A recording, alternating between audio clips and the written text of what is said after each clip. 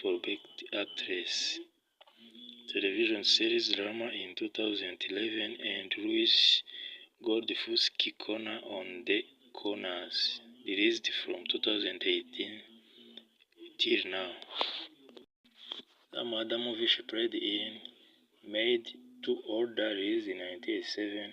The Good Mother, released in 1988, Smart House, released in 1999,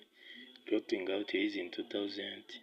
This Schools Out, released in 2001, Following TLD, released in 2002, Redfish, released in 2006, House Broken, released in 2009, Jack and the Bean Talk, released in 2009, They Always Would Stop, released in 2014, Pitch Perfect 2, released in 2015,